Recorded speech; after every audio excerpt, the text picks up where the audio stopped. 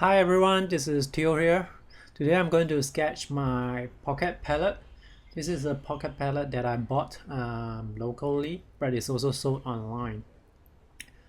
I'll do this sketch as well as talk a bit more about the palette. So this palette is a metal palette. It's very small, very thin.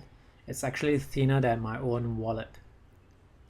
So it holds about, now the pens inside, you can take out the pens. They are attached to the bottom of the palette using magnets. So each pen is probably about half the size of a half pen. You know those normal watercolor palettes with their half pens. Well, this one is slightly smaller capacity. But in addition to the half pens that you see that I'm sketching right now, there are also 2 times the size the square pens, the one that I'm sketching right now. So this will be able to hold a bit more paint. What I like about this palette, it's very small. You can fit it inside your pocket. It really fits inside your pocket or any of those back pockets.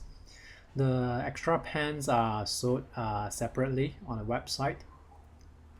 This palette comes with a little pouch as well, so you can keep it inside to keep your bags clean. Sometimes if I don't dry my palette properly, the water will leak. And in this case, if I put it inside the cloth pouch, it will leak into the pouch instead of onto my bag. Here you can see that I'm trying to mix the colors. Using the colors, I'm using QOR, that's core watercolors. Not very big fan of this color because when it dries it's a bit more difficult to re-wet compared to other brands. So now I'm using the mixing area to mix some of the colors just to give a bit more shadow to the pens itself.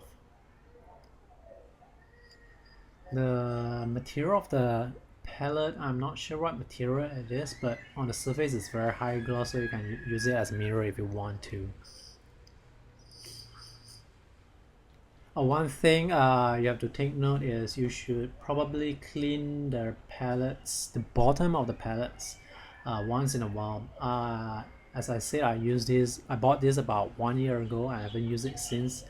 The magnet actually got stuck to the bottom of the pellets, and when I pull out the pellets, the magnet was torn off, but it's still usable, of course. And I think that's about all. It's a very good palette. If you want to stay compact, this would be the palette to go for, especially if you don't use too much pigment for your sketches. That's how it looks. Thanks for watching.